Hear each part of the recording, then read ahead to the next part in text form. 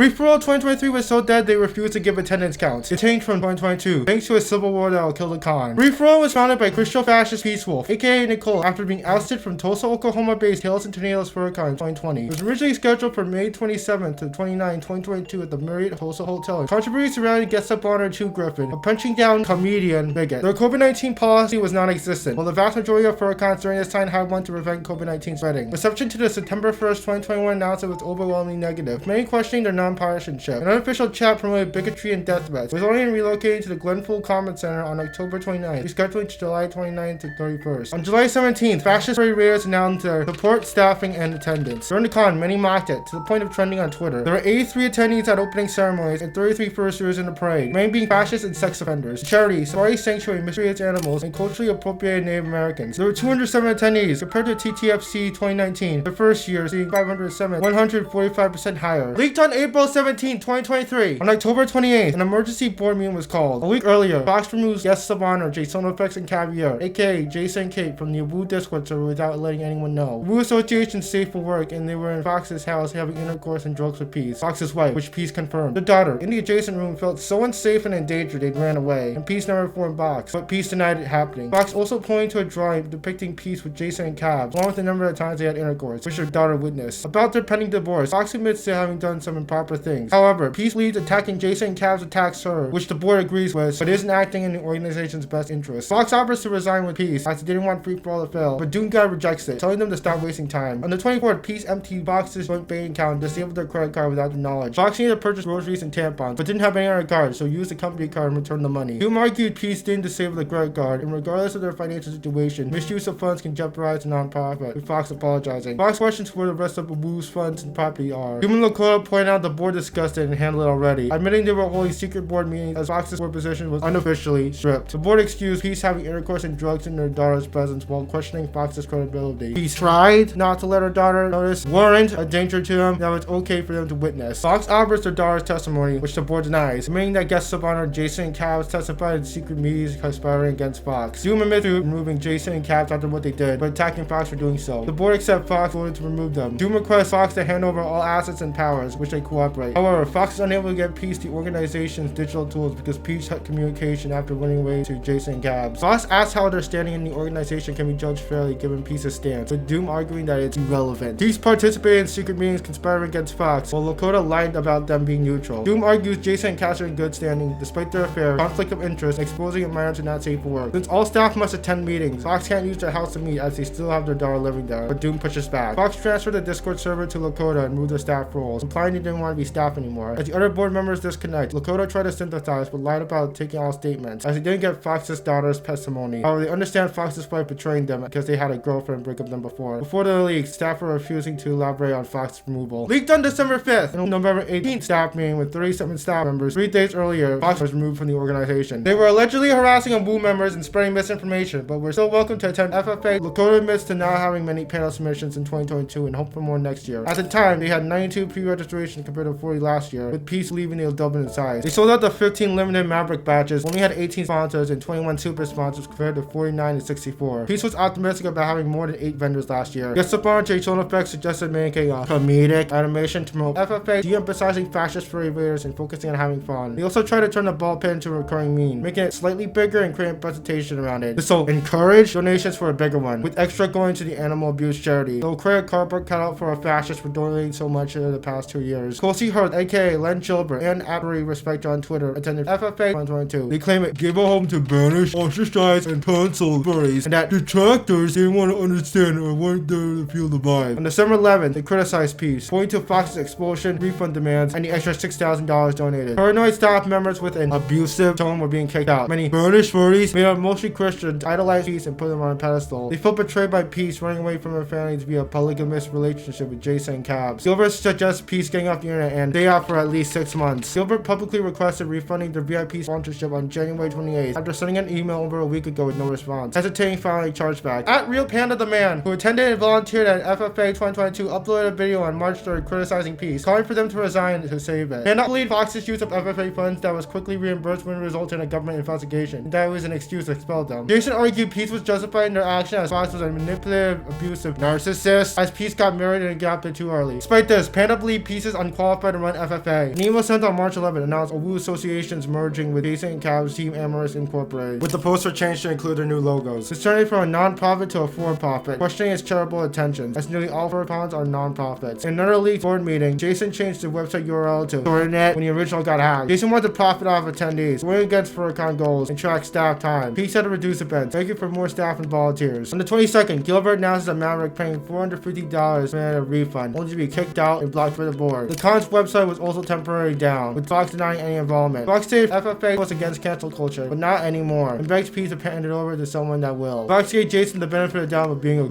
but accused him of ruining FFA and stealing Peace. On May 26, board member Ryan, aka at StarDriving777, regretted registering as a Maverick. Gilbert leaked a nasty email on June 6, accusing Fox of harassing the con, refusing to surrender ownership of the .org campaign handle, which was changed to a ransom scan. Fox allegedly locked the Reg Fox account previously granted to another staff member and sent an unauthorized email furthering their agenda. Reg Fox confirmed attendee info wasn't exported from that account, and Wu tries to reaffirm the safety of attendees' info. Two Gribbons unable to attend, with Jason filling the panels. On July 9, Gilbert leaked 98 pre-registered attendees showing up, as many staff members resigned, and only 3 hotel rooms were booked. The dealer stand featured 4 dealers, including Fudgy Logic, despite having no plans to attend. They were using AI art, and an artist called them out for stealing their art and putting it through AI, noted by the weird shirt. Fox kept the original, infamous whiteboard drawing, and on July 17th, they gave it to @BLKJackEdgeRager. 10 days later, they auctioned it off on eBay, somehow getting 72 bids and went as high as $405, but the proceeds would be donated to Fox. However, some questioned the validity of it, blurring the lines between the original and the fake. The auction would mysteriously vanish before selling, with Jack deleting their account. It's unknown whether it was because of forging accusations or something else. Reports suggested there were around 30 attendees at opening ceremonies. A panel had 11 attendees, a non-furry magician performed magic trick, a comedy show attacks cancel cultures, and the hallways were empty. A killer cosplayer abandoned AnthraCon 2022 for making those at a BIPOC caramel uncomfortable, attended with a trans flag. The rave was somehow emptier than last year, and the fursuit photo only had 20 fursuiters. Nearly half on 22's 33. The dealer said at 4 dealers, half on 22's 8, featuring the animal abuse cherry and Jason and Cavs art. FFA 2023's downfall is due to last year's lack of energy from a tiny audience willing to overlook the terrible reputation nearly all FurCons started in hotels, as it's cheaper and more compact, but FFA was likely banned from the ones in Tulsa. They were forced into a large convention center, which contributed to the emptiness. For a week in Atlanta, 2023 removes vaccine and mask requirements, along with Denver and nearby Tales of Tornadoes FurCon. Furries wanting a Tulsa-based FurCon without the bad reputation attended TTFC, going from 568 attendees in 2021 to 860 in 2022, a 51.4% increase. FFA barely made their charity goal of $4,000 thanks to someone who donated $666.13, meaning Peace, Jason, and Cavs replied. Despite all these troubles, they're somehow returning for a 3rd year, with a random not safe for work artist as guest of honor, but with massive budget cuts. They didn't announce attendance number due to rumors it was 30 to 40. If you want to know how free for all 2022, there was a disastrous first year away, check out this video here.